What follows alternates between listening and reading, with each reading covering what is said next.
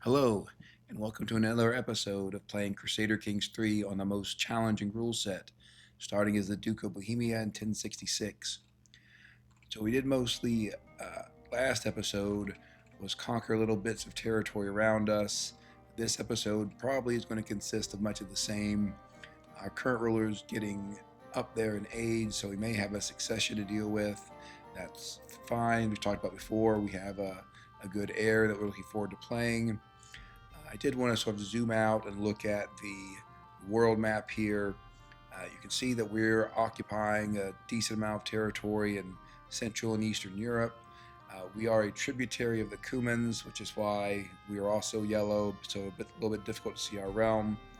Whether tributary or otherwise independent, you can see the Holy Roman Empire has been reduced to a quite small amount of territory.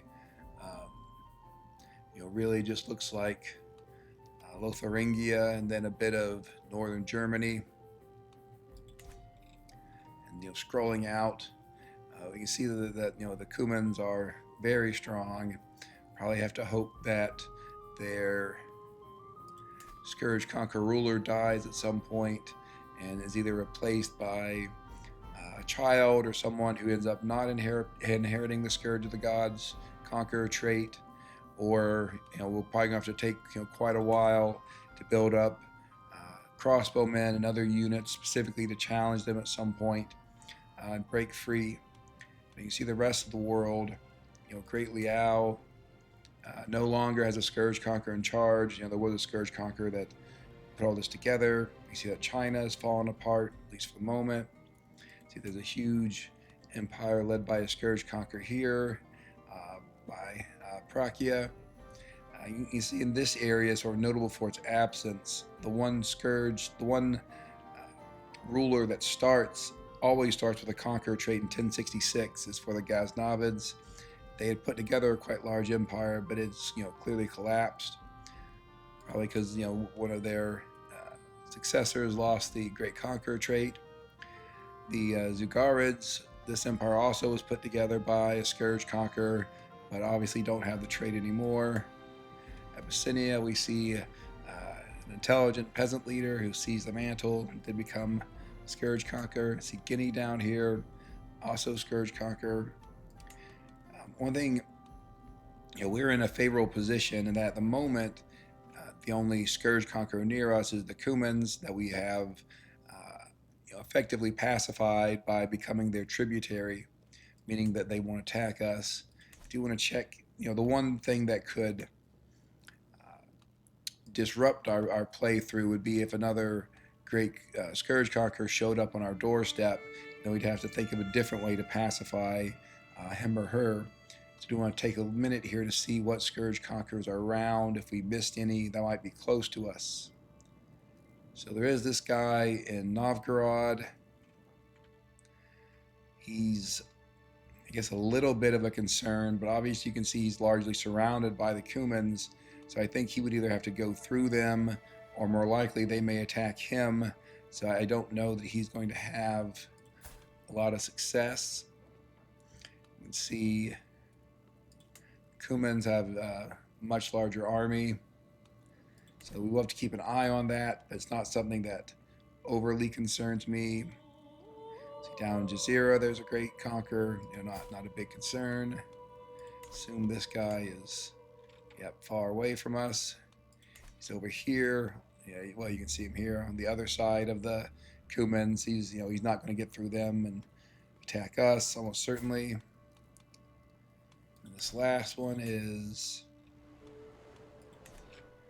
down here over the edge of the Arabian Peninsula. So again, chances to get to us aren't high. So really, we just have to worry about the Cumans, which isn't much of a concern since we are their tributary. And from there, we continue on with our conquest. And the goal here is just to keep getting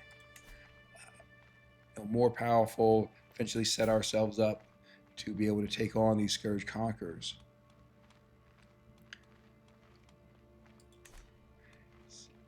Let us see here. So out of the sort of remains of the Holy Roman Empire, there is a a kingdom of Germany. It's hard to see where their name is on the map exactly, but they occupy this territory and some of this territory. We would like to get it for ourselves at some point. I was looking in particular because we have a claim on Swabia, so if we could get to them, we'd be able to get that claim and take that territory, which is a quite large duchy. The issue is I don't think we'd be able to easily get a claim. Yeah, because this guy is the Pope won't excommunicate him. I'm sure he won't give us a claim on any of his duchies. Our character is getting relatively close to sanction loopholes. It's really just 2 away, so we might wait for that and then take East Franconia and then Swabia.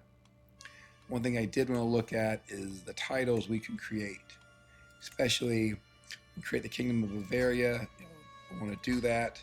It'll give us even more gold. It'll make the vassals in Bavaria like us more, so that certainly works out. There are some other duchies we can create. I'm going to give these to our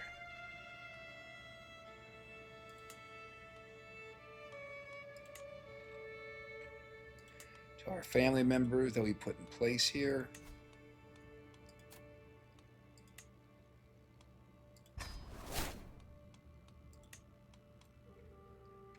Let's see also for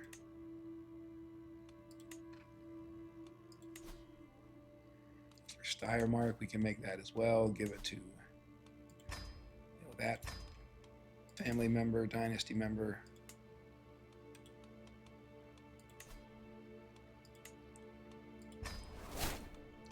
This gets us some prestige, and one thing we'll want to think about as we go on is whether we want to create a new cultural tradition, add one before the character dies, since he'll likely be close to 7,000, which is 7,000 prestige, which is generally the most you'll have to pay for a cultural tradition, to add a cultural tradition. For Vicegrad, I don't think we actually, I guess we own a little bit of that territory.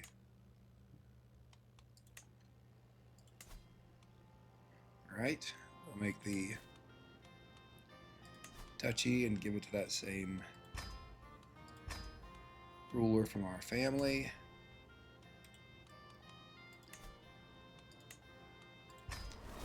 And yeah, I think people know you're only supposed to hold 2 duchies. Any more than that, and you get a pretty significant opinion negative modifier with all your vassals. And so at this stage of the game, it's probably best for us to in fact just hold 2. Later in the game, when we have more stacking opinion modifiers, I think it's less of a concern. We might be more willing to go over that level. Hold 4, even more, so we can get the bonuses from the duchy buildings you can build in each duchy's capital. See here about vassalizing any of our neighbors, especially if they're willing.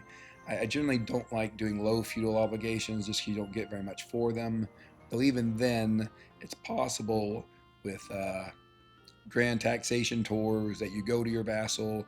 You often get events to increase their taxes. So even low, sometimes I'll do it. But if it's normal, generally happy to make them our vassal. For her, if we got our opinion up a little bit higher, we could even go with high feudal obligations. But I think normal is good enough. Same here. I've talked before about this guy, we can go high. I've talked before about you want to be careful about how many vassals you take on at a time, because they are going to be very well to join factions, very rebellious against us because of the difficulty levels we're playing on. There are 2 rules that create negative opinion modifiers for our vassals towards us, which is playing on very hard difficulty and then playing on lesser realm stability. So we do want to be a bit cautious on how many vassals we take on because of the concerns that they will form factions and distract our attention from more conquest, everything we want to do. Having said that, I wanted to check here. We can go back to absolute crown authority. Obviously, this creates significant negative vassal opinion modifiers, but also this gives us a lot of taxes and allows us to choose our heir, which we'd done previously, so we don't need to do that, but still very powerful to have. See here, we're up to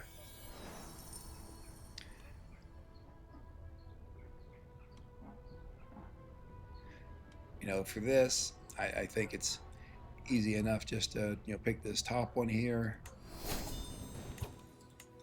Got another level of splendor, which is good. Helps our vassal opinion in the long term. Then want to check here on Silesia. This one was currently our tributary.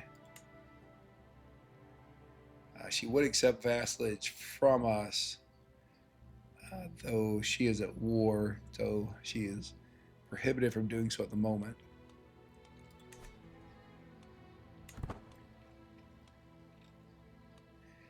I just want to wait a second to see if any of our new vassals have a problem with us. Like they do, we'll start swaying the leader here. That is one of the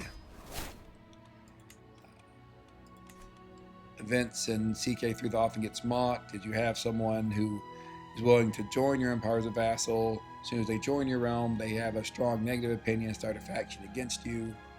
It seems a little bit unusual. Of course, sometimes a player character will join a realm with the purpose of destabilizing it, so not unheard of.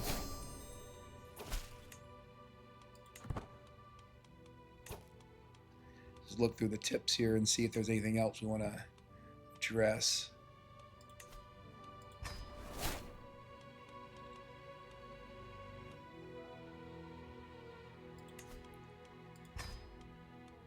Payment for some of the more valuable hooks.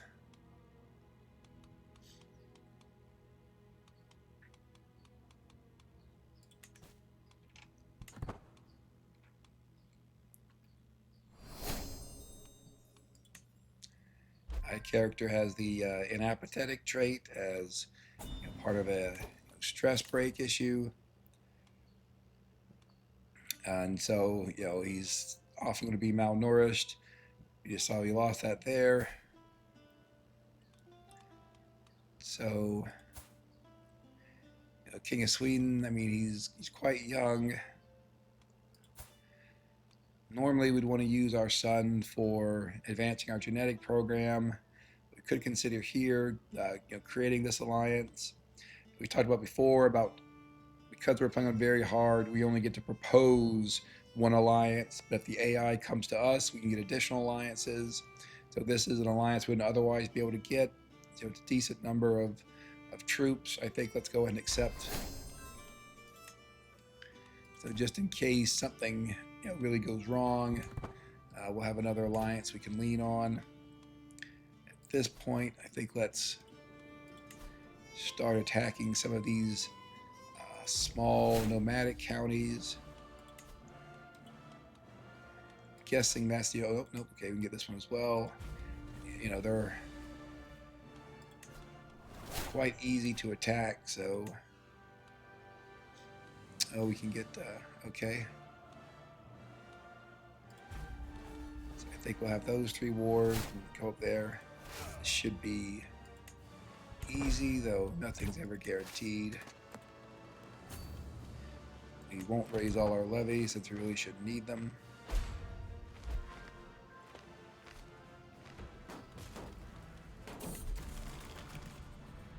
Okay, we have a stress break, but we have the athletic trait, so we could just rely on that to get under our stress threshold. You can see our army composition, men-at-arms here.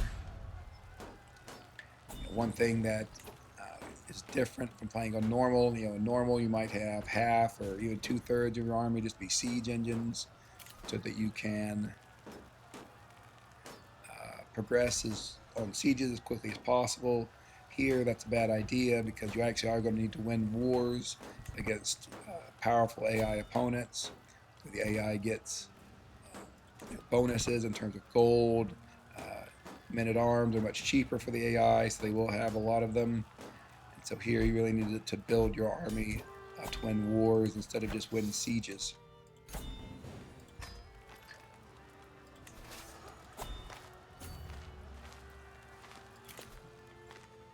That's just an incredibly long travel time, so we don't want to go to that grand wedding.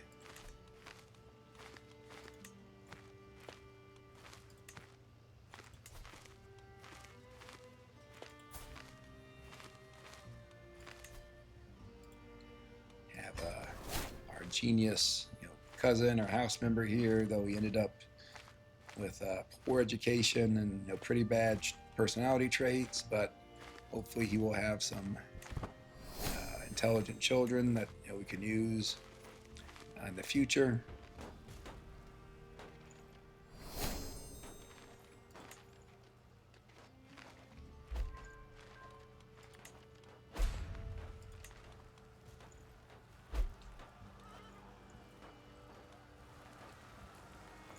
Again, we're just progressing sort of slowly here, building up our power. When these wars are done, we'll probably go on a grand taxation tour. So they're very helpful for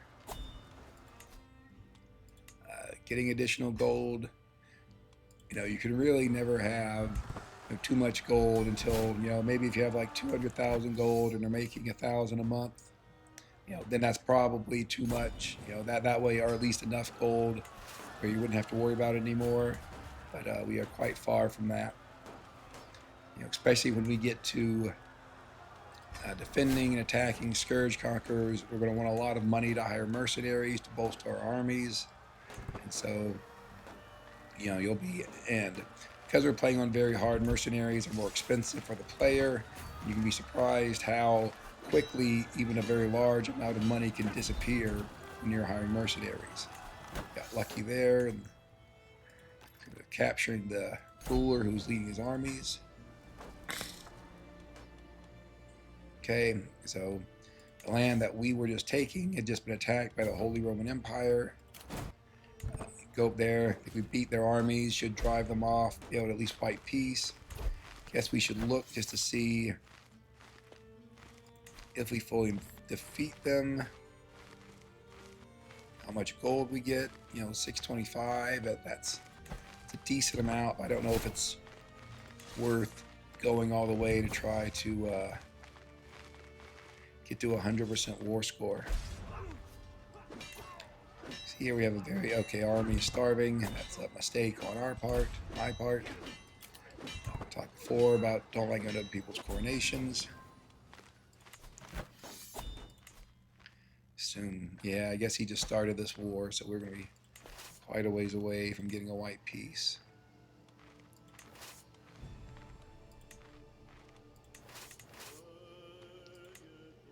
We'll divide up our army here and restore their supply for when the Holy Roman army and Emperor's army comes back.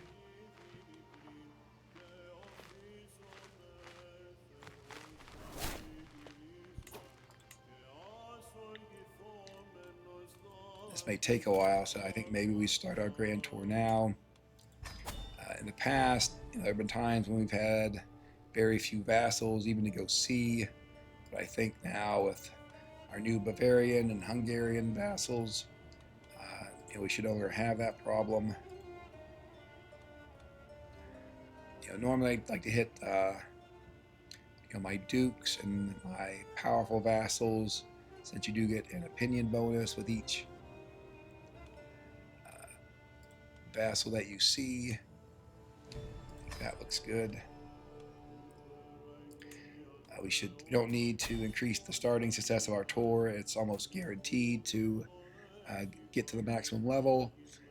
I do want to get some prestige gain for the reasons we talked about earlier in terms of if I want to try to implement a new cultural tradition. We'll go with mercenary guards to reduce the danger.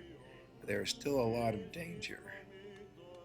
I'm not sure if that's from the forest. Yeah, from the forest. Okay. So we'll hire some forest guides and overall reduce the danger. Risk of negative events. Here we're going to take, you can see we have virtually no chance of succeeding, so we'll just take the safe route and the delay. Talked here about just easier to have these people as courtiers rather than putting them in our army. So I believe that is the first grandson of our heir, our first son of our heir, our grandson. Obviously, he's a genius. That's great. We will educate him as soon as we can. You can see our genetic program is going successfully. We could think about betrothing him, especially if we could find a woman who is either Herculean or beautiful, but I think we can hold off for that. So not terribly surprising here that we have a Liberty faction. It's quite a ways away from firing. Things come to to worse. We could easily bribe this guy to get him to drop out. 8 plus 80 is the threshold for whether a faction member will stay in the faction or leave. I put this guy in place that's not my territory, which isn't very smart. I think we can recombine them, and on average they should have a. And so again, just want to avoid distress here. Want to avoid laying with random women that could lead to hooks and loss of levels of devotion. I think even the negative modifiers here, we should win this despite what the game says, but I might be wrong. Don't want to give up a hook. Yeah, so obviously we're fighting across a river crossing. We're low on supply, so they have a very good commander. Here we can just be late.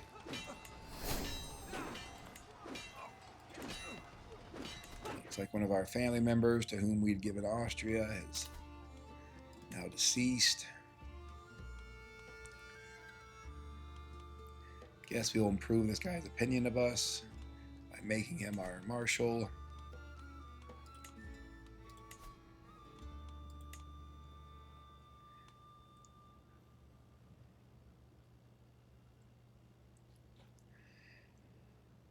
So I generally try not to give land to the son or a child that I'm going to play as next, who's my heir. So I don't want to give him to our current designated heir. If this current guy were to die, this becomes our backup. You see the 4-star marshal, very good. So I also necessarily don't want to give him land, but we can give land to this other son who I think I will never play unless there's a plague that wipes out most of my family, which hopefully doesn't happen. So we can give him the land and not really worry about if he gets injured or murdered or something else negative happens to him.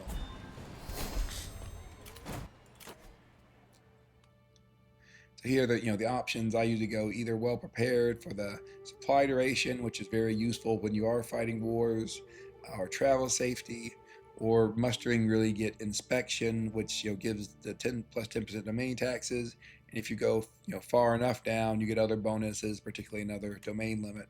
I think here we'll go with the potential for more domain taxes. Increase his taxes. We'll try to get some renown.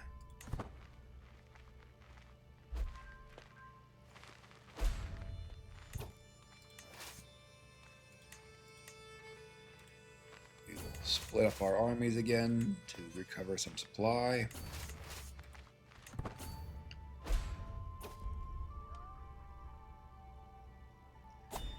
I think since we're still sort of in the aftermath of the Black Death, control growth is useful.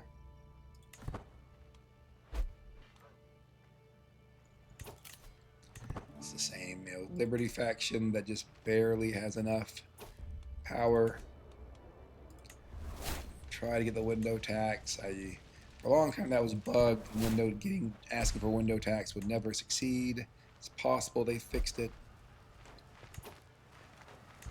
It's like the Holy Roman Empire has brought in some allies or mercenaries to really bolster his forces. I think we'll still be okay.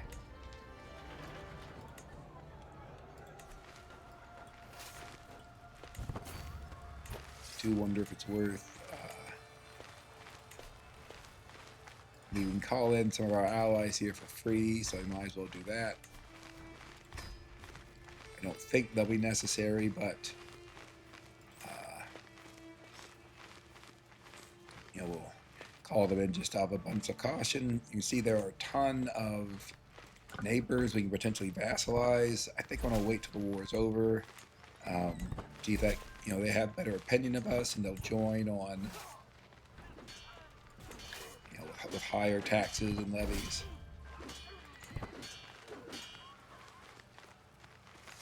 Didn't catch that guy.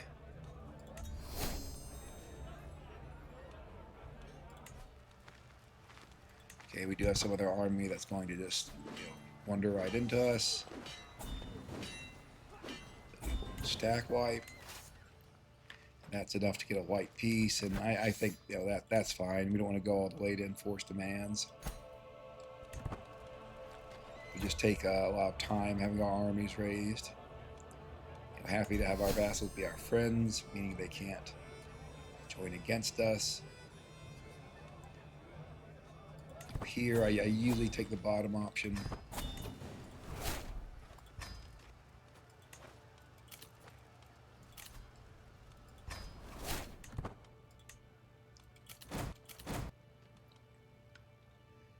Okay, so now that the war is over, let's take a look at all these people who apparently want to be our vassals.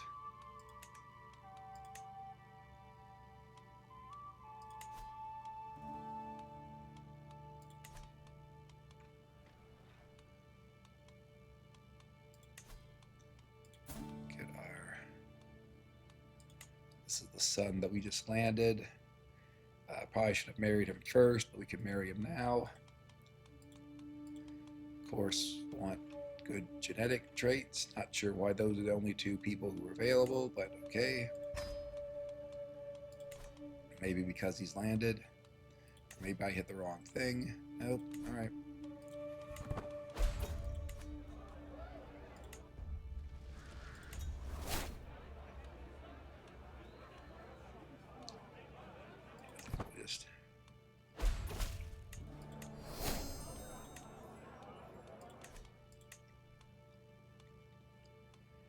So, okay, so this was the Kingdom of Germany we had talked a bit earlier. I think they may have been affected by the total ex-slave independence, which means when your ruler dies, that if the territories are not connected by either land or sea, they become independent. That might not be it, but regardless, you see there's just a ton now of independent, small little, county level realms in the northern Germany. I think we want to sweep those up to the extent that they don't start rebelling against us, so we can start doing that.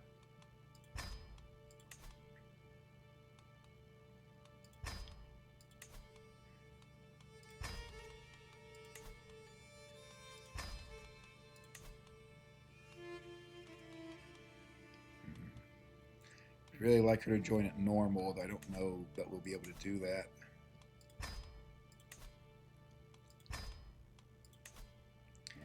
And now that I think that we've absorbed all these, probably want to wait a little while, see if they join factions or otherwise create problems for us before we do any more conquest. And for that matter, obviously we're on our grand tour, so we couldn't start any wars anyway. So let's just sort of chill for a little while.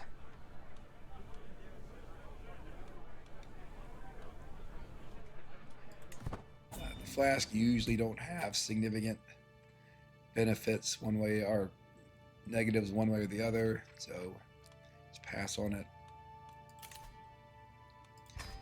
So we'll collect some of these tiny ransoms because we're playing them very hard. They're just a quarter of what they are normally. And again, sort of wait here, see what our vassals do. Let's see.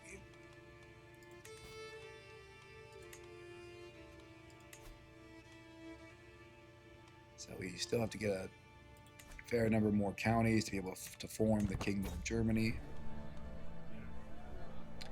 Usually go with the top option here. Definitely don't want to pay gold to anyone.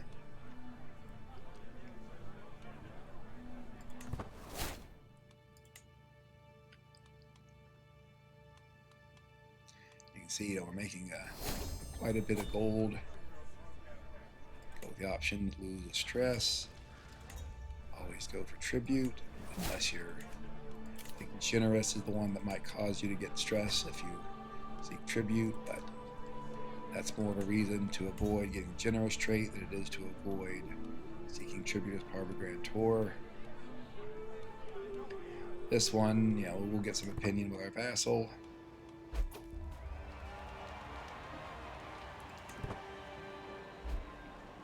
At least at the moment, doesn't look like all those new vassals we just took on are trying to rebel against us or create factions.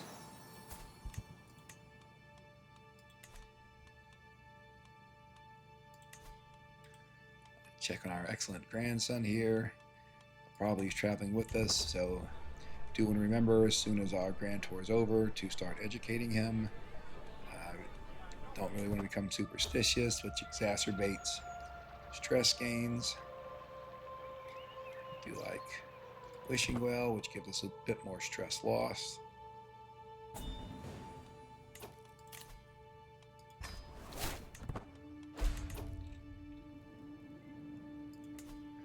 Looks like the Byzantine empires have also become a tributary of the Cumans, which probably makes sense given their location. The Cumans are likely attacking them. It looks like, at least at this point in the game, arguably the Cumans are the main player of the game. Prakia has also done quite well, but obviously over the long term we'll be hoping to change that. But one of the fun parts of playing on these very challenging difficulty levels is that for much of the game, you as a player, you aren't going to be the main driver in the game. You're going to be subject to forces beyond your control, and it may take you 150, even more years before you really become an important force in world affairs. So you really are sort of like building up and navigating the political situation for quite a while before you can start doing anything that might resemble map painting. I think here, even though it's more stress, we just go for the piety. See, we are getting older. I think we're getting to our mid-60s now. Our son is himself going to be up there a bit in age when we take him over, but that'll be okay.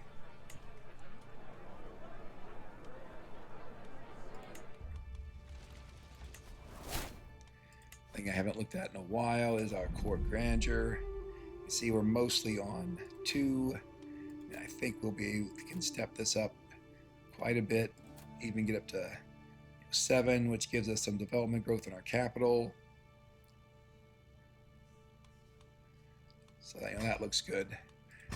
I'm sure you could say we could go even higher, which is true. Though whenever this character that we're playing right now has a host of modifiers that give him more gold income a month when he dies, and our a military-focused heir takes over, you're going to see our monthly income drop dramatically, but hopefully it's still at at least 30 or 40 gold, and we'll be able to raise our armies and at least stay close to neutral. Here, just looking for a higher probability.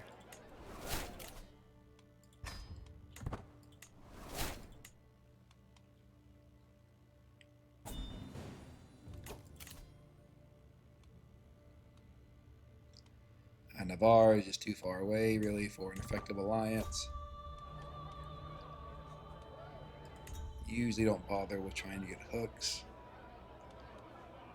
Also don't want him to get a hook on me. I mean, if we... Well, I guess we do have a really high learning. I guess we could have tried for that hook. We earlier put our wife on patronage because when we went to university, you want as high of learning as possible, but we no longer need that. Just have her assist us across the board. Here, we get some vassal opinion, get a little bit of learning experience, so we'll go with that option.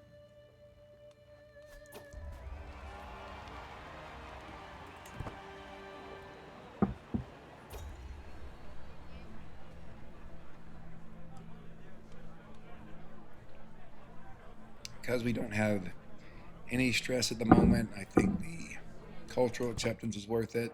We do get some stress, but we'll get rid of that with the subsequent stops on our tour.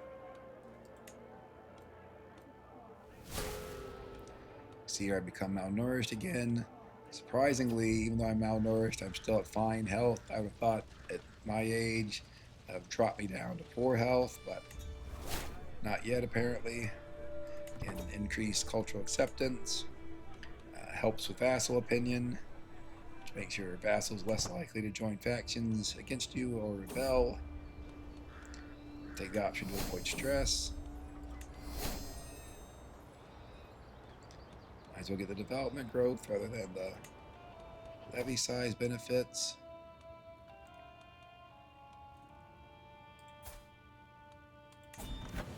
Don't really want to help very much, and I don't think he's going to win, frankly. This will cost us some fame, but I don't think it'll be a huge deal. Here, let's increase control, especially since control is probably under 100, since the Black Death wasn't that long ago, and then the AI is often quite bad at restoring control. We don't want to get a rivalry just because that causes people to try to kill you, so if we can avoid it, let's do that, even though it's quite a bit of stress.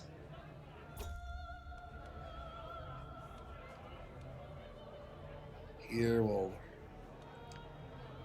since we already have some stress, I kind of want to avoid getting stress. There's, I guess, a decent chance of us getting a hook here. I guess we'll see what happens. Didn't work.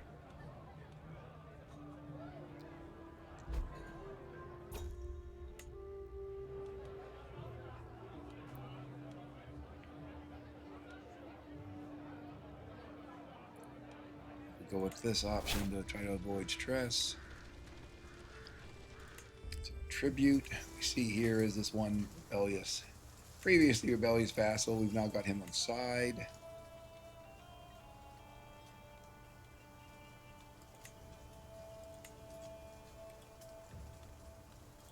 Try to sway this vassal. I do think, given that, you saw there we had some factions that were pretty close to the military threshold. I think let's wait a while before we do any more conquest. See what else we can do in terms of activities. Maybe hold a feast. This is the granddaughter of one of our daughters. Let's see about getting her a matrilineal marriage, ideally with someone who's either Herculean or beautiful. A couple beautiful children there. Is there any Herculean? Yes. All right, let's go with that. Generally think Herculean is better than beautiful, though of course we're going to want both. It can be argued, since beautiful. It does give you more diplomacy. Diplomacy affects vassal opinion, and so there certainly are clear benefits to both. Avoid stress. She's holds a lot of positions with us. I think we want to keep her even at the risk of having a rivalry. Hopefully it doesn't happen. Okay. Heroes have to become our friend.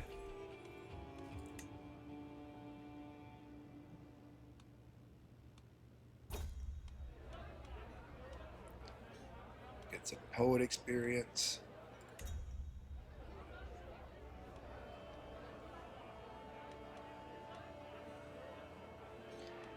I mean, I guess, contradicting what I said earlier, I guess let's give this a try and see. Just because our learning is so high, I didn't realize we had 33 learning. I thought it was more like 12. So you can really just focus on learning and see about getting a hook. Here, rather not give them gold. So we'll just get this peasant influx, causes 10% development, which of course is good. See if we can modify any contracts. Can this one get some more gold? See if we can sell any of our hooks, which we can with this one that we just got.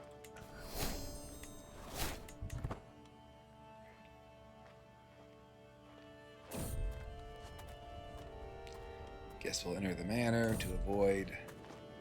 Again, we want to avoid stress. This one,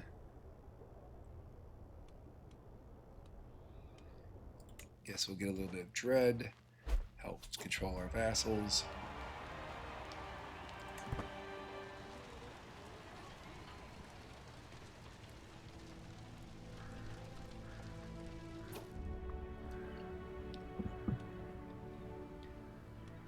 We'll just take well rested here.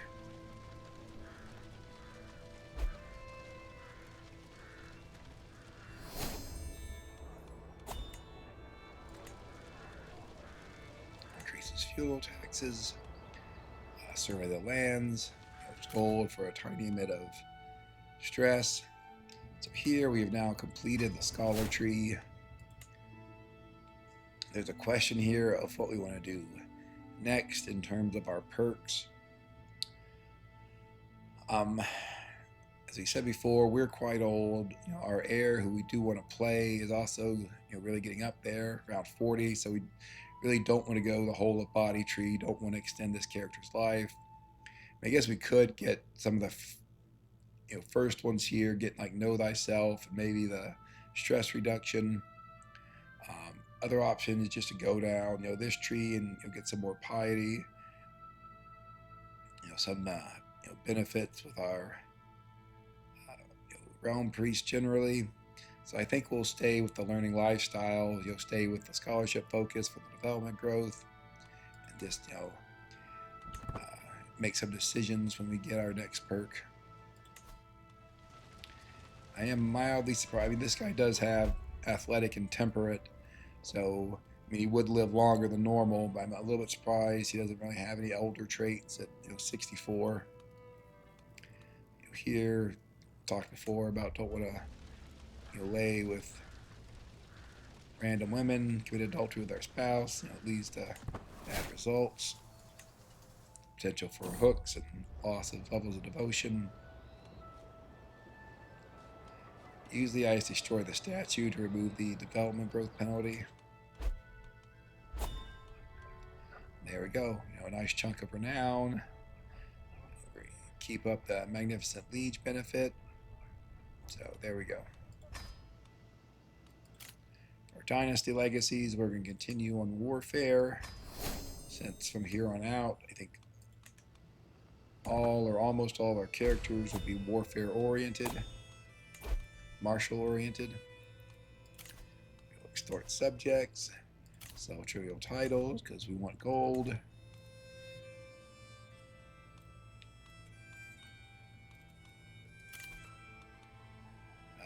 we'll skip that grand tournament since it only has one event. Talked before about we want to make sure that we are educating our grandsons. We'll do that now. We could think about sending him to university, but again, this character is probably not going to live to be 78 and finish his education. So I think we just educate him normally. I want to keep an eye on him, particularly what sort of childhood trait he gets. Ideally, it'll be rowdy or bossy, because we will want to make him martial. I mean, I think frankly, let's go ahead and make him give a martial education now, even without knowing what his childhood trait will be. Courtiers don't really care if they lose opinion of me. For this, don't really want him to lose opinion of me. 75 prestige isn't that much. So we are above 7,000 prestige. So let's take another look at what cultural traditions we might want to get. So one thing we're going to look at is vassal limit. Because we're the tributary of the Cumans, we might be stuck as a king for a while. Ideally, what would happen is we get elected Holy Roman Emperor. There's not a guarantee of that. So one thing we could think about is getting the legalistic cultural tradition, which gives you plus 30 vassal limit and would really mean we don't have to worry about it. That said, we're quite a ways away from our vassal limit. We have 30 now, and we have probably some duchies we could make to reduce our number of vassals. So I don't think we actually need to get legalistic. And in a sense, the more conservative choice, if we're not going to get legalistic, is to get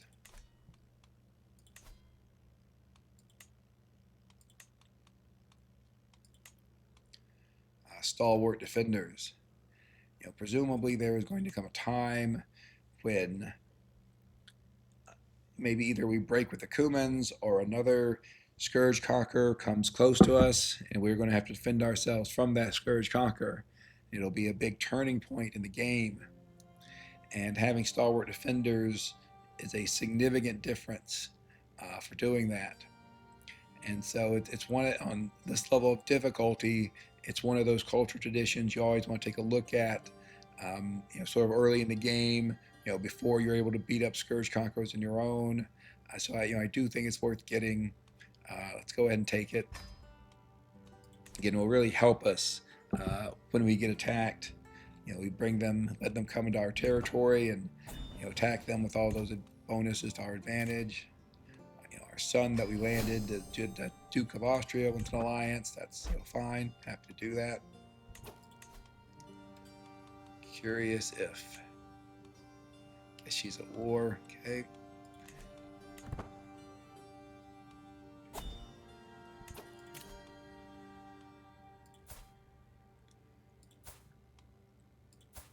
This is our son who is betrothed to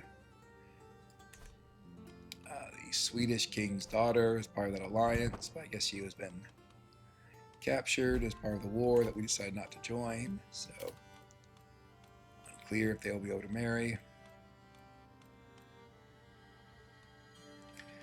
I guess let's hold a feast to try to improve vassal opinion. Don't need any travel options. Not sure we need any more prestige gain, but we do want opinion gain, so we'll max that out. See that I am now in poor health. Probably still have a few more years before I die, so I check to make sure that everything is set up here for our heir to take over. Looks good.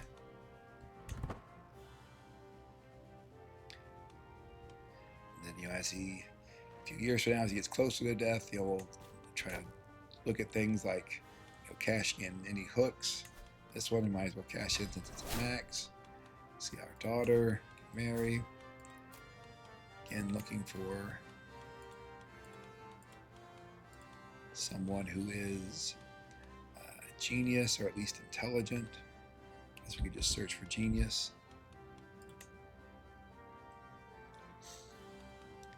So, I mean, obviously this means that she's going to lose, 8 years of fertility, but, she'll get married at 24. That's still plenty of time, so I think we'll go with that.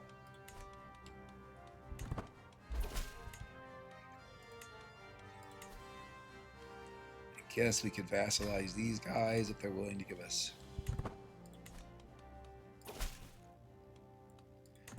high taxes and levies. This one's only normal, but I guess we'll accept that.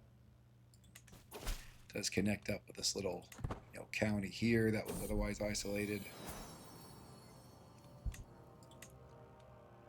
And our heiress had a granddaughter who is, or again, had a daughter who was also genius. So unfortunately, this guy actually, our grandson, who very well could be the character we play at some point, he has ended up being curious, which is directly opposed to martial. That's unfortunate, but I still think we want to make him a martial character. I guess we could think about making him a learning character, and I think at that point we're going to be looking, maybe even the position where we start taking on scourge conquerors. We're really going to want someone powerful there. Make one of our other sons who is not going to be in line for the throne. Give him the Duchy of Losset and a couple of counties.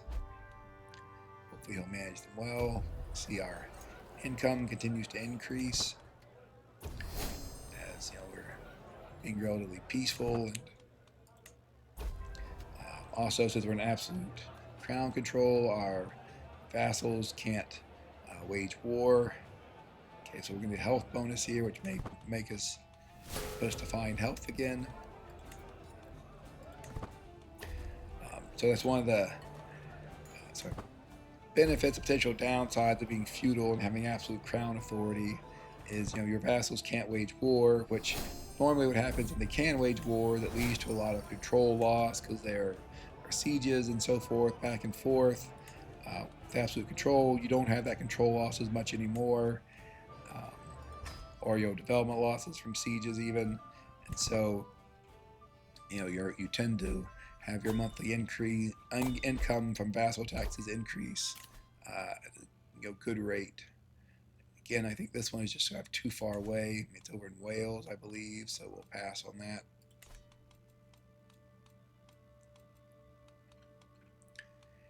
I guess we could found our own holy order. They can be incredibly useful. Yeah, I guess it was founded in Prague. Whenever we eventually start fighting people at their fates, your holy order is just like adding a very good band of mercenaries, and they can end up swinging the encounter. Don't really want to bring him in at low. So this is the son we just landed, who once again, it would have made more sense if we would have married him first, but we'll marry him now. Curious. Okay, so interesting. So we can see the Emperor of the Holy Roman Empire is quite young, which means he's almost certainly going to outlive us. He's probably going to outlive our son and heir. He is a eunuch, so he's not going to have any kids. Could mean that our grandson here, who would be Vaslav III, might have the opportunity to take over the Holy Roman Empire. Also, always possible this guy dies from plague or other reasons. You can see he does have 2 virtuous traits, which weigh very heavily in who the Holy Roman electors pick. So it's not that much of a surprise he got chosen. But there is, at this point, I think it kind of would have been nice if we'd have gotten the Holy Roman Empire. It would have given us another domain limit, another regiment we could make, a lot more gold and men. Obviously, would come the downside of needing to manage a lot more vassals. But you know, I do think at this point we'd be ready to take on you know, that challenge of being fortunately to be able to take on the challenge of being the Holy Roman Emperor. We're not going to make this grand tournament in time. It's a bit unfortunate because it does have a lot of events, so but we just won't worry about it. Usually gray or green artifacts, I just destroy them when they get low durability, unless there's you know, something unusual about them that I really want to keep them. They're you know, really powerful for some reason. Modify some of our contracts, probably our son's contracts. Again, want to increase gold at the cost of levies.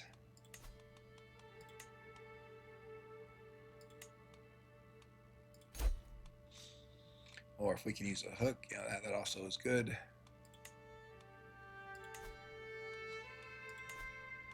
Okay, so she's not willing to join us, even with high fuel obligations. This is our tributary over here, so I think we'll go ahead and do that. The granddaughter for one of our daughters, who is a genius. And again, we'll want to marry her to someone who is either beautiful or Herculean. This guy is Herculean, fits the bill.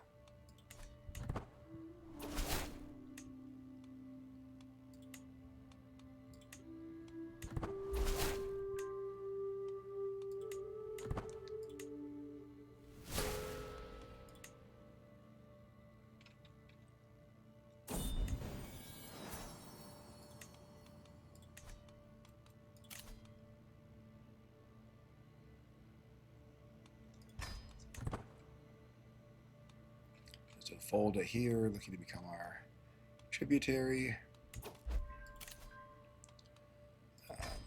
Might as well go to this hunt. Also need to appoint a caravan master. Let's take a look at our... Okay, I guess our physician is probably getting old and is now terrible. I'd like to have either a good or excellent physician, so let's recruit one. Likewise, our wet nurse is quite poor, so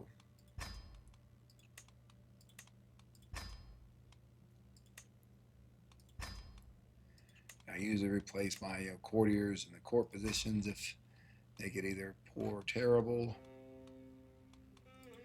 We will just recruit another personal physician and wet nurse.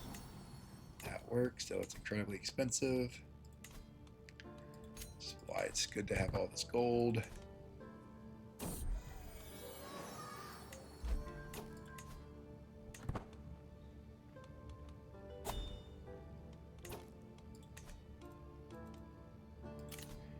Develop our capital, obviously take some stress, but we'll probably lose it as part of this hunt.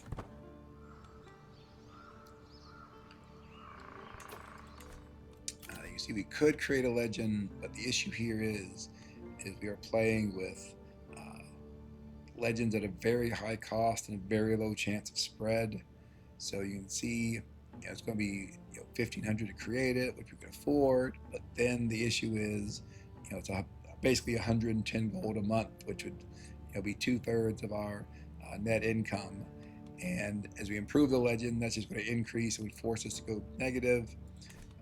So especially given that this character probably would not be alive to see the end of the legend, that's a bad idea. Once our if we were to create the legend, once our military son took over, we could be negative 100 a month. Something really terrible that we just do not want. We'll make our try to make our grandson temperate to the virtue. Again, talked about wanting to take over the HRE empire. The HRE, and having lots of Christian virtues makes the electors more likely to vote for you. So, and temperate has other benefits, so let's just do that one. Here, avoid stress. Might as well lose some stress.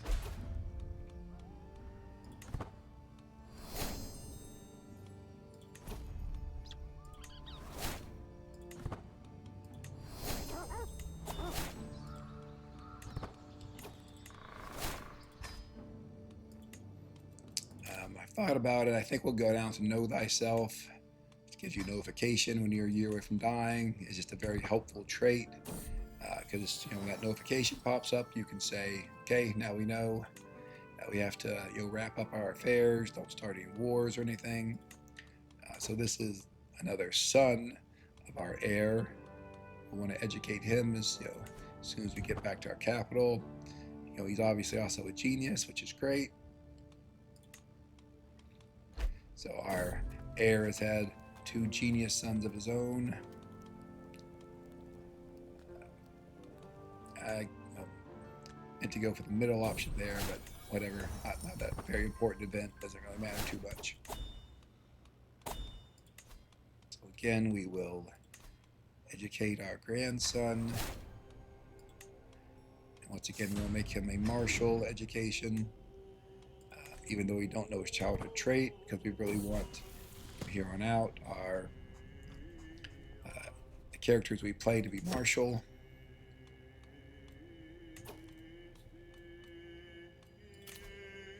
So we could try training for a tournament. That's likely that we get some negative event. No, we didn't.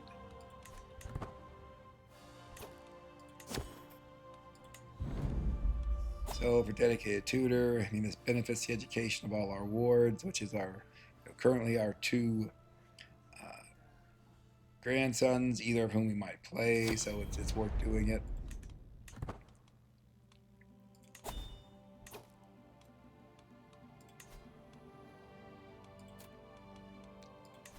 So here about vassalizing anyone. Take a look at our factions. They're slowly decreasing in power. And for this woman who was originally in a faction against us, she's now plus 100, so we will stop swaying her and sway someone else who's in a faction.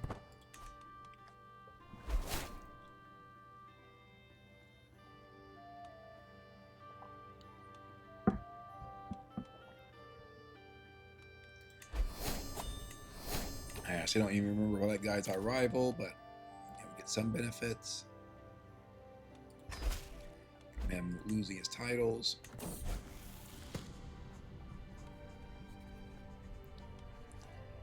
Generally, rather be zealous than cynical.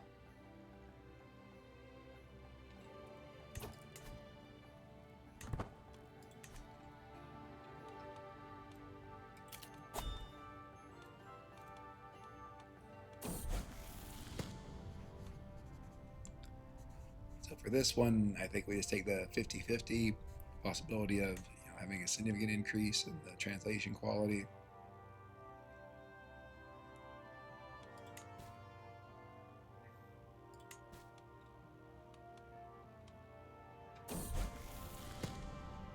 Here, 100% chance of improving significantly and getting 150 prestige, which is better than this option, which is just 75 prestige, so the top one.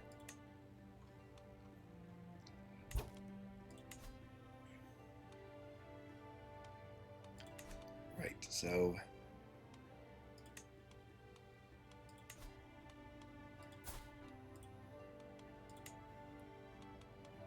I think we'll buy a claim on East Franconia, which will allow us, we have a claim on Swabia, which is another quite large duchy. I guess we could also think about getting a claim on West Franconia. That would potentially give us enough to form Germany. I guess I'm not 100% positive we can enforce both those claims at the same time, but might as well do it.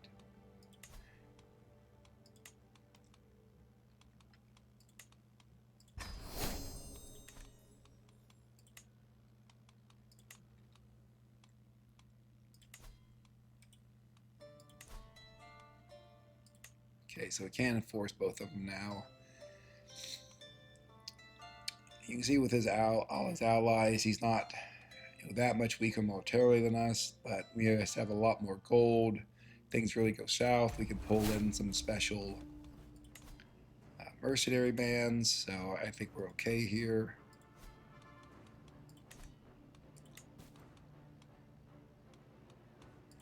Don't have much left in the way of allies, but we'll pull in the ones that we can.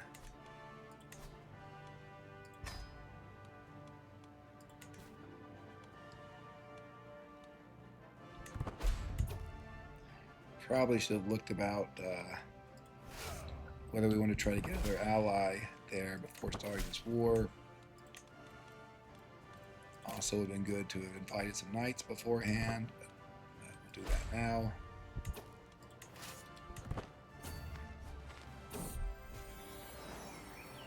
Generally don't compensate people for stuff my dog does.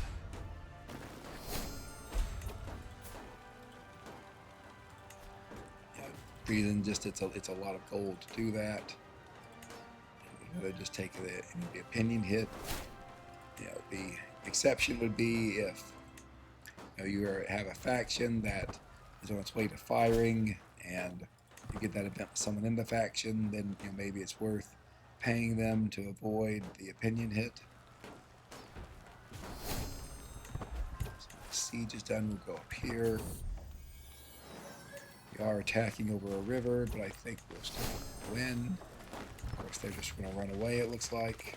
Now we are attacking over a river, and we should catch some of them, so they put themselves in a worse position by running.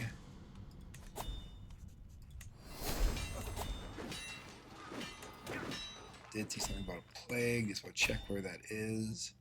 It's a bit far away from our domain and capital are, so I don't think we need to worry about the moment, but we should keep an eye on it.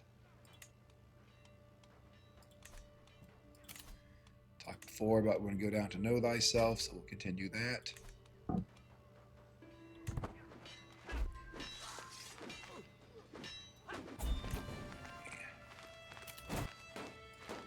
Crush the King of Germany's armies. Go down and get another siege. Actually, I guess we could just let's get a siege here first. One event, grand tournament. I think we'll pass on going there.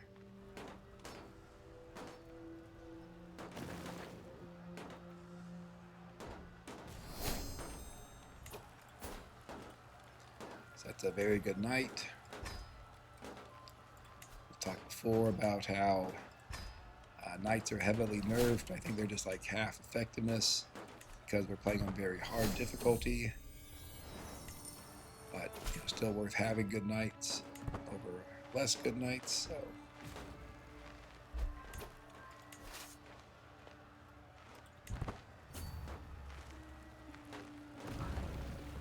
finish off this siege of our allies are doing, and then we will try to win another battle.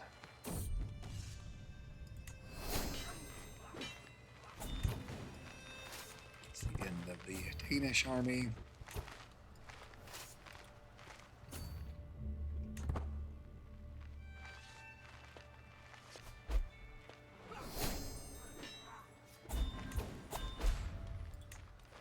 I think that is the end of the German King's army. I guess the Duke of Angria is still up there. We had some minor tributary of ours decide no longer want to be tribute. Don't really care.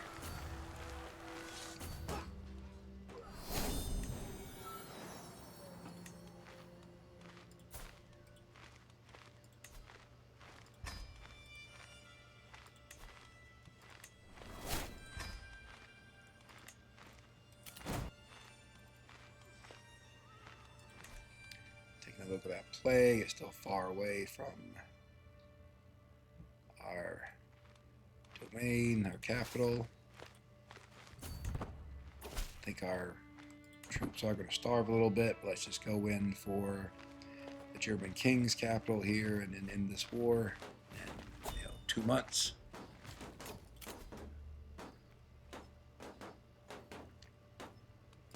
Yeah, I feel a little like a hypocrite because I talk about how important Hastoluder experience is, and I'm turning these down. Partly I'm turning them down just because this character is so old at this point. I am, somewhat surprised that he does not have any elder traits yet, particularly something like weak bones that would shorten his life. But while we do want to move on to our heir, it's fine to play him. This, our current character, just because he makes so much gold. Hopefully, we'll really set our. I think we'll do this just to save the gold. I don't know there's much I should do anyway. But this, our current character makes so much gold, really helps set up our heir and then the rest of our dynasty for success in the future. So this is, a lot of land we're taking here. And again, is that a good idea? We'll see. See, we did get some counties as well, so I want to see where those are. So we got these counties from East Franconia. We want to give them to this son. Looks good. Give him the duchy as well. For West Franconia, we only got one territory. So this is going to be a bit trickier for whoever we give it to.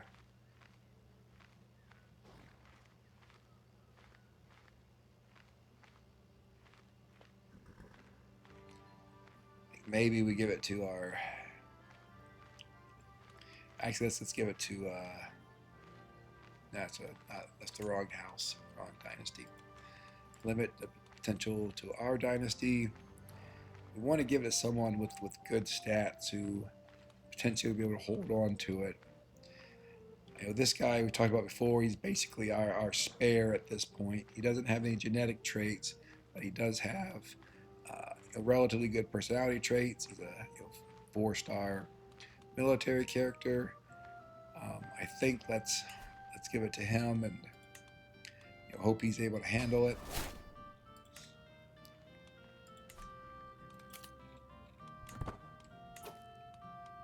Let's see about Germany, if we can. Okay, we still don't have enough counties. If we took Swabia, that ought to get us there or very close.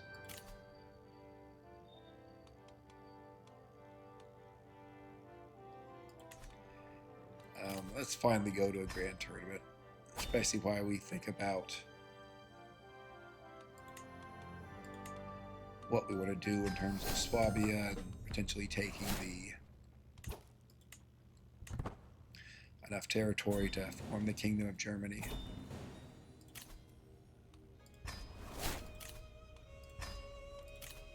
Our tiny ransoms. We have an unpressed claim on Swabia. There's a part of me that almost wants to get a pressed claim on it. Yeah, that's a lot of piety. I guess let's hold off.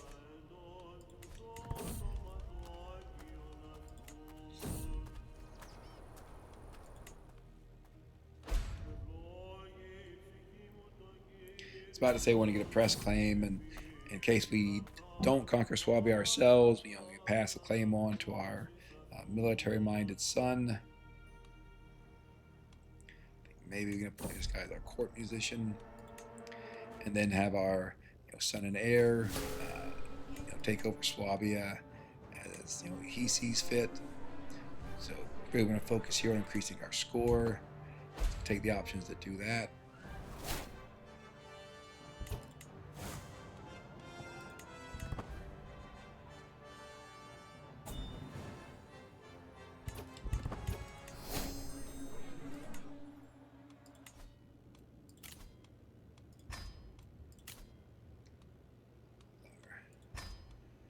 Son, have to form an alliance with him.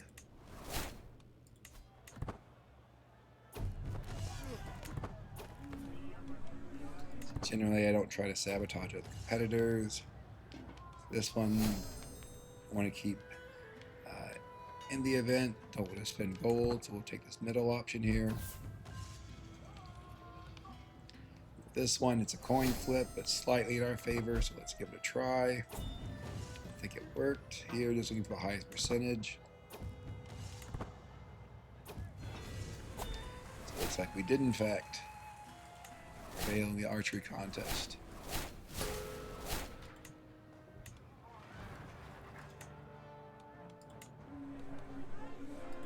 Study their techniques to increase our score. Alright, going to the temple, for this event, try to get some more renown, since getting renown is very difficult. There's also a rare event when you go to the temple that can give you an option to get more lifestyle experience if the event's amenities are sufficiently high.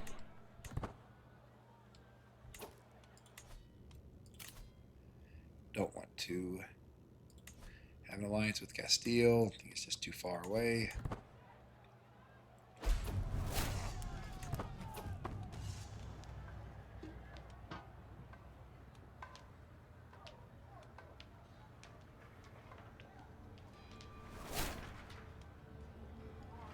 Don't want to do the first one, so don't really want a rivalry.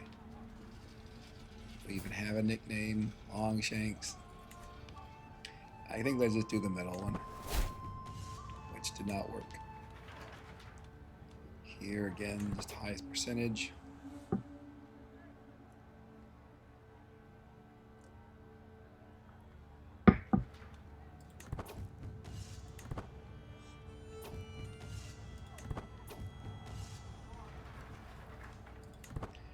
Void stress.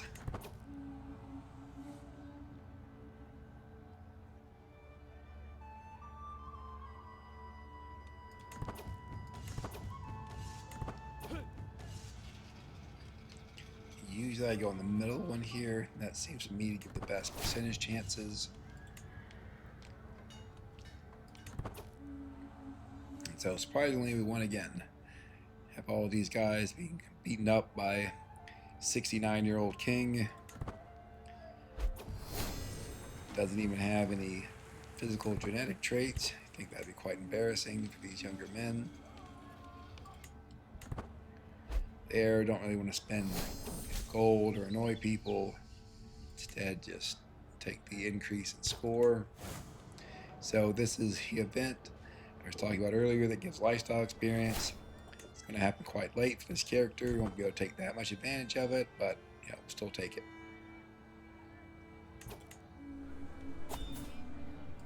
Again, tournaments are full of excellent women knights. Not sure if that was true in real life, but hey, we will take it. Try to find someone who is a guest, not someone who doesn't have a job. So that way, when we matrilineally marry them, they'll come to our court. So we have another very strong knight.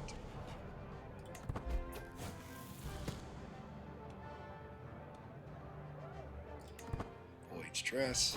Void. That's not good.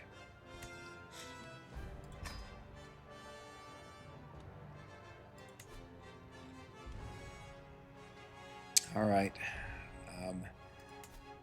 So we talked before about Novgorod, that it was ruled by a great conqueror. We thought he'd probably have to go through the Cumans. Looks like he did not. And he ended up on our doorstep.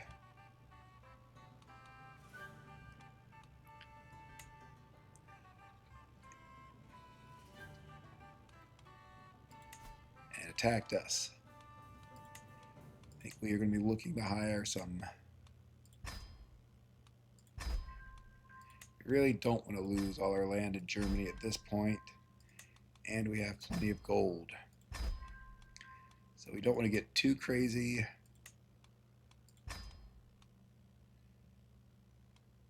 With the gold. But we are going to hire some mercenaries. And really make an effort to win this.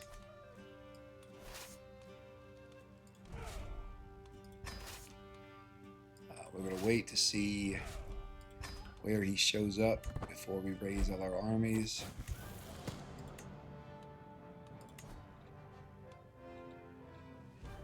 Presumably it's going to be right here, but you never know.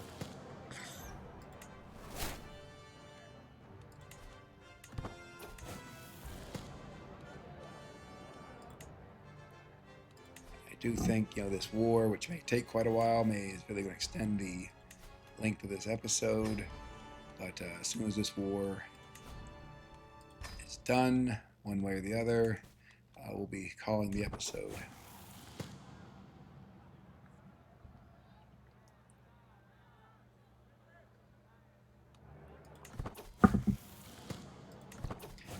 So this is going to be our first time in this game really trying to, fight against a Scourge Conqueror instead of just avoiding them.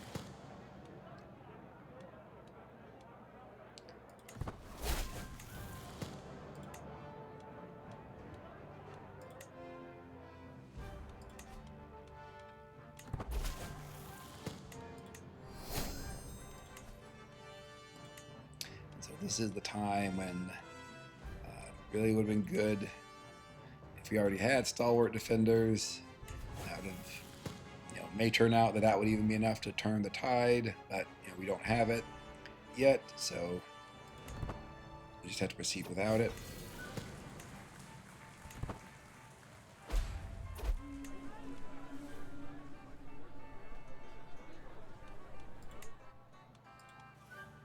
Did get some new artifacts that we will put in our court.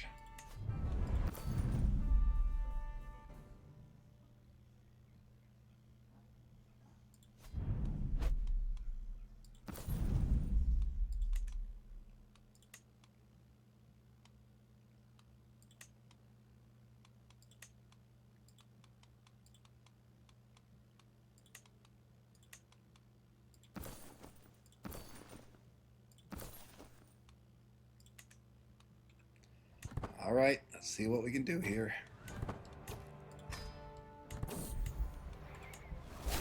There's our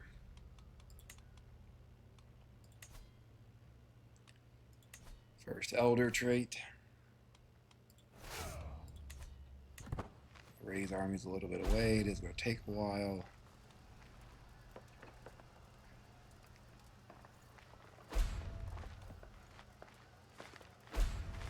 They are going to be able to conquer some land as our allies gather. I think if we can catch them on this siege right here, that would be beneficial.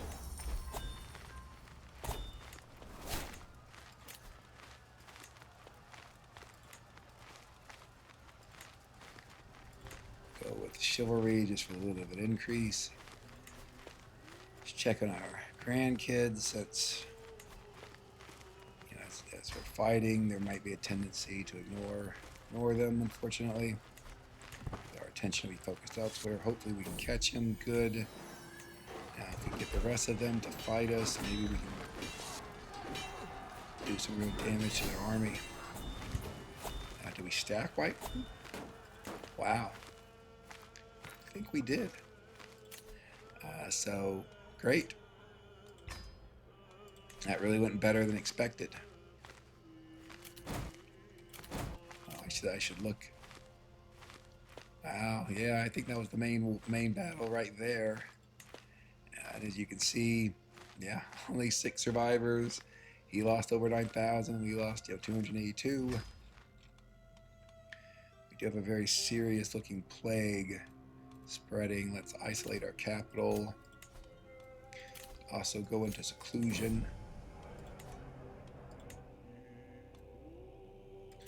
Not going to worry about any grand tournaments. In the past, you've seen we've taken some white pieces. We don't want to do that here. One of the characteristics of conquerors in terms of how you lose a conqueror trait, there are various ways, but one of them is if a conqueror loses 3 wars, then they should lose the great conqueror trait. And so here we have an excellent opportunity to inflict a war defeat on him. I'm really surprised we beat him so easily, given that he's an exalted warlord.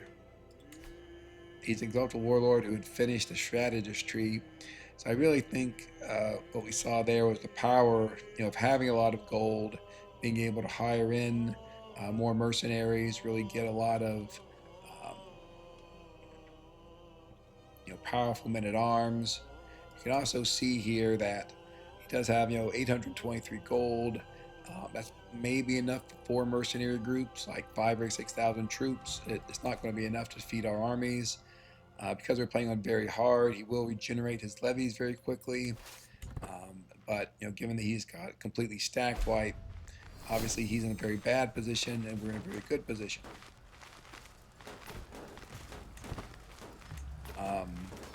An abundance of caution, sure. And I should say here, state the obvious, not all scourge conquerors are created equal.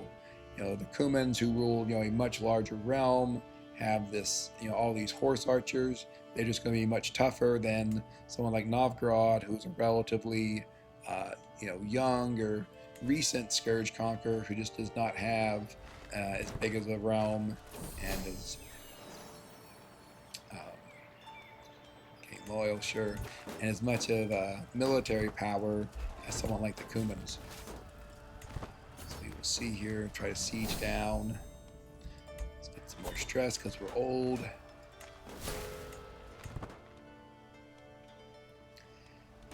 So there is some risk here in that we go get low supply, but I do think it's worth trying to siege down as quickly as possible to end this war before he can regenerate his armies. Here, you've seen in the past, I often do this option.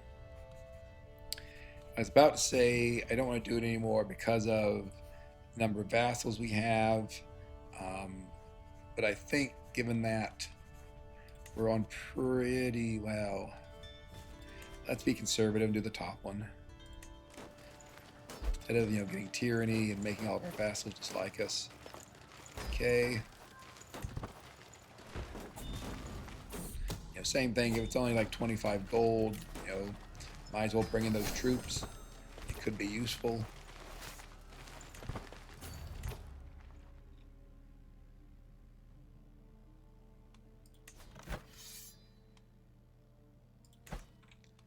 You see, he does have raised some additional mercenaries or forces over there.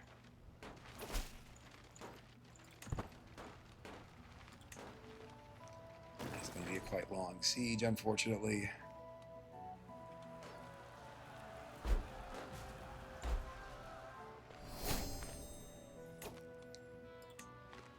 Arch saddle is actually very useful. We currently have some light horsemen. We'll likely want to replace them with armored horsemen, which are just much more powerful, and particularly have great pursuit. So when you win a battle, kill them. Okay, so there we see his main army. Not exactly sure where he's going. All right.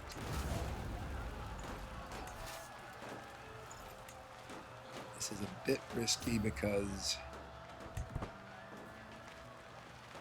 we are low on supply. I think if we can catch him again, hopefully our allies move with us. Which they really aren't for some reason.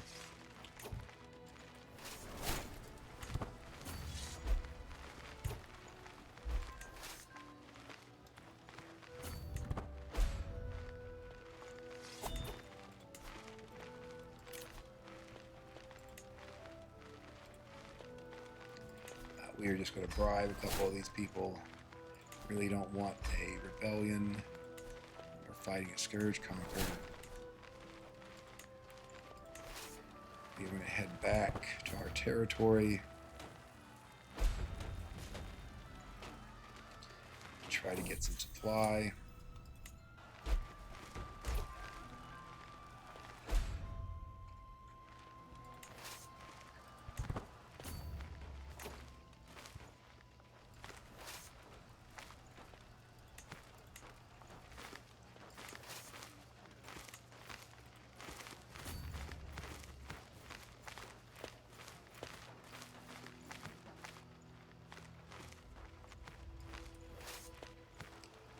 really got to split up our army.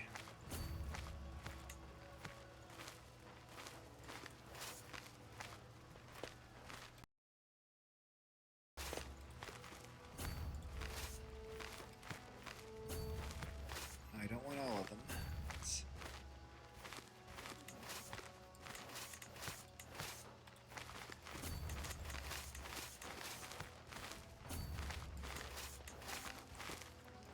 But one thing you can also see at this level of difficulty is how quickly the AI is able to recover, even from what was a complete wipe of his entire army.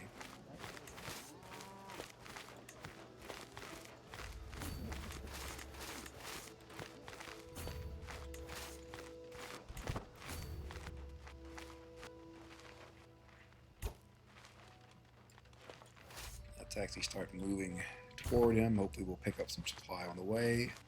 Chase him away at least. Allies are coming, which is good.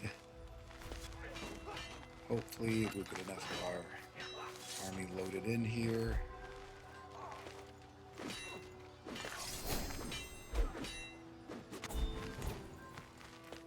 So we're very close. And again, he's attacking us in Germany, so he's the one that needs to at least get some territory in here. The war goal. Let's go with famished. Obviously brings us closer to dying, but hopefully we can finish this war first. At that point, not a big deal if this character dies. We'll try to catch him here. He's tried to unsiege that county, which he did with ridiculous speed. What happened there?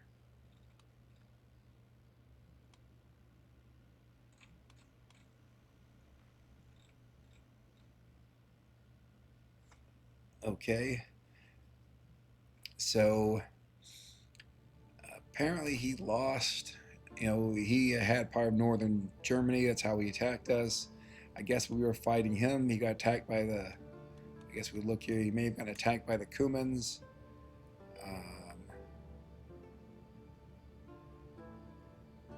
Yeah.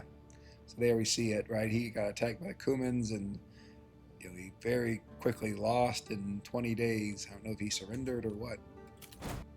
But again, that's another loss for him. So anyway, this means that he no longer has the territory of his that we had sieged is no longer here.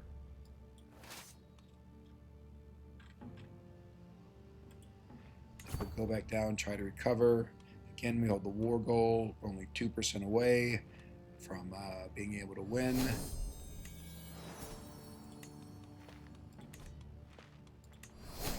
Let's check on our grandchildren again.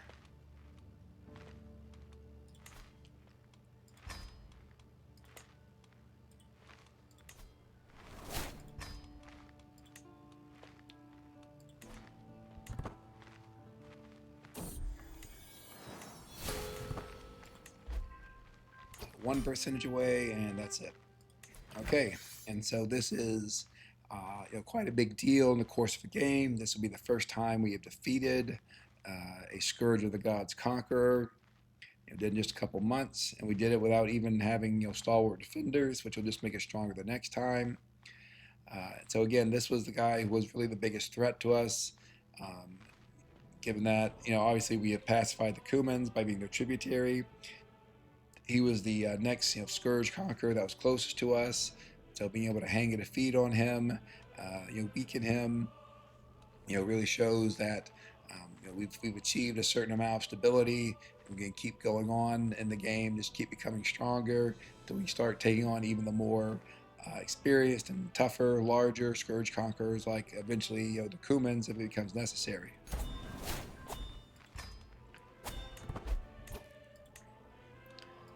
Disband here. We do see that this plague is quite serious and even has come up to our realm, so we'll change our personal position to control plagues.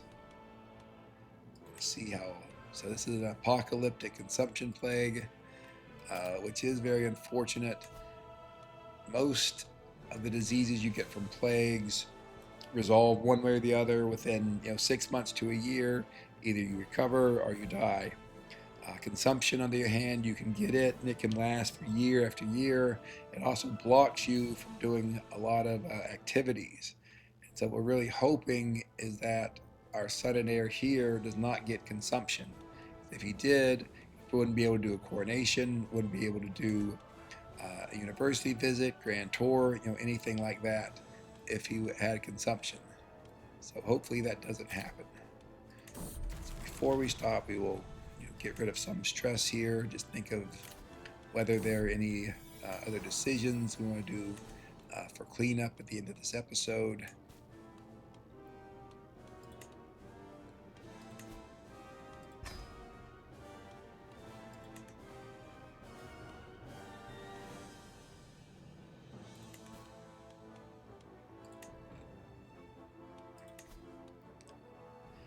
And so we're still a bit of ways from having quite enough tiles to get Germany. One thing we want to think about for next episode is, do we want to, well, I don't think we want to attack Swabia now, given the plague there, but maybe in the future, or maybe again, maybe we just leave that for our heir to deal with in terms of being able to take over Germany.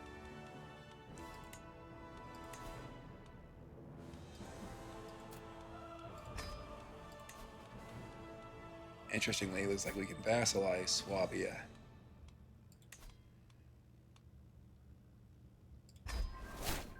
So we will pay him so he gives us better terms on his vassalage.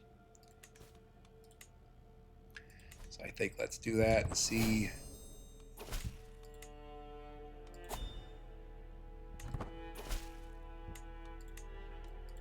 Guess someone is clan.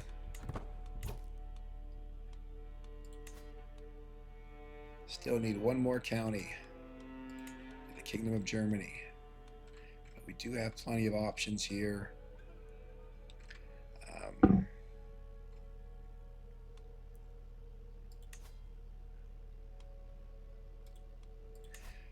I think let's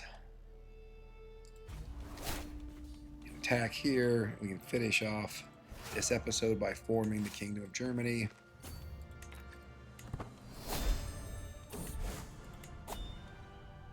Okay, Jihad for Navarra, just really don't care. Obviously far away from us. Hopefully we will be able to finish this siege very quickly, or even capture the ruler here.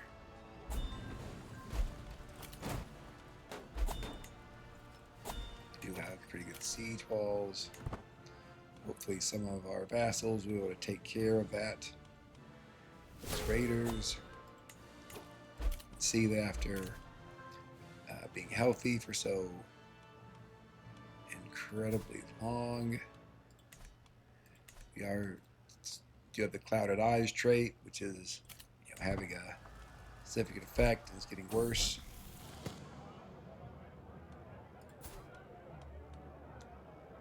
Okay, so we really don't have a choice here. This is an event where the options are temperate, diligent, and gregarious. He obviously already has diligent and temperate, so he had to become gregarious, which is not terrible because it is a big diplomacy increase, but it does have the downside now that if you fail to sway someone, it gives you stress. So you do have to be careful in picking who you try to sway, looking at what your chances are of successfully swaying them, because if you don't, you could easily stress out your character quite quickly with failed sway schemes.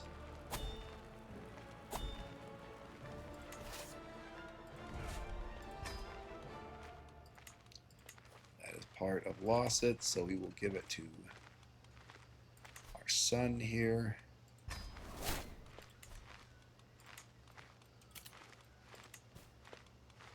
And now we can form the Kingdom of Germany, or usurp it, I should say.